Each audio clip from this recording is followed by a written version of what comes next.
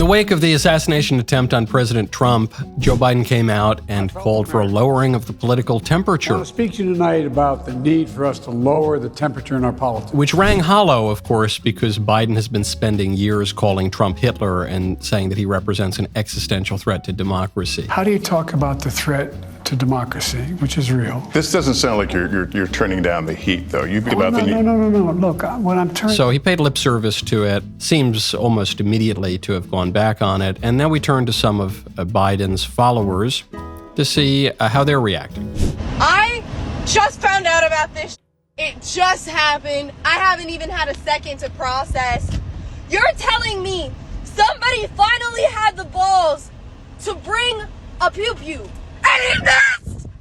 We were a second away! We were a centimeter away from half of the problem being gone, and you missed! There was a white man attached to that trigger. I know it!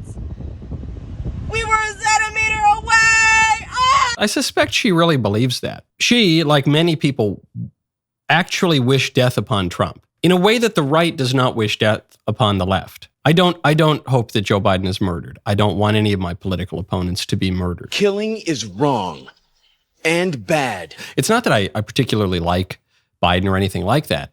The reason that I don't wish death on my enemies is because I dread the loss of heaven and the pains of hell, and mostly because it would constitute a sin that offends God, who's all good and deserving of all my love.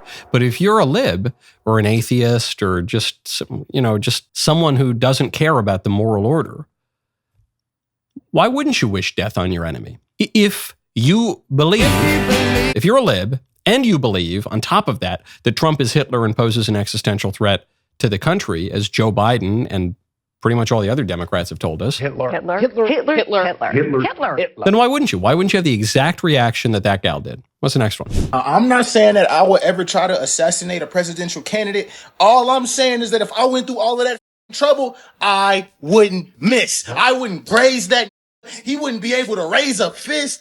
I would finish the job. I think this is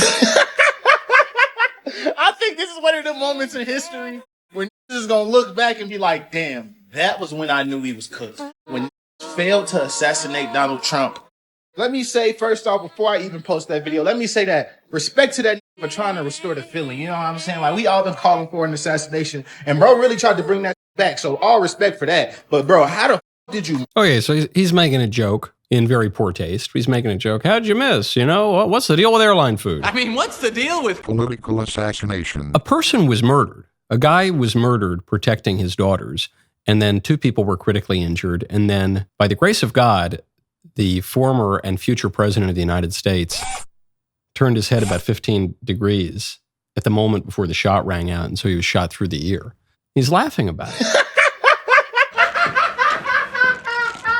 Why is he laughing? He's laughing in part because he's made politics his ultimate religion. And I'm not just talking about at the ballot box, let's vote for this guy instead of that guy. I mean, just the things of this world, the principalities and powers and spiritual wickedness in high places of this world, of this contingent material historical world. That is his God. That is his religion. And so to him, that's all that matters. He won't have to be answerable to a moral order or the author of that moral order in all of reality. He laughs about it, I suspect, in part too, because he views these people as images on a screen. It's like watching a movie or playing a video game. They don't have any rights or dignity in themselves, and there's nothing that will come afterward for these people. So they dance around and they're happy and they're gleeful and they laugh at these things. Now, something tells me if they don't straighten out, they won't be laughing for very long.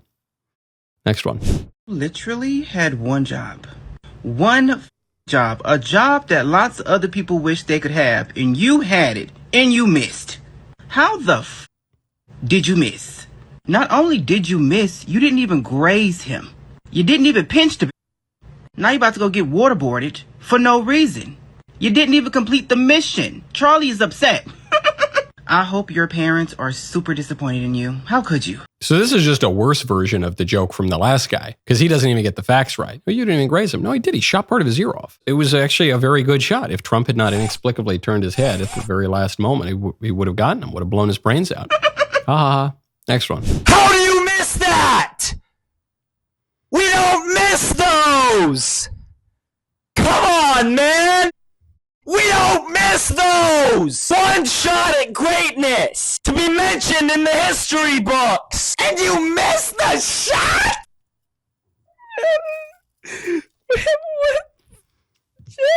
I think that's what hell sounds and looks like.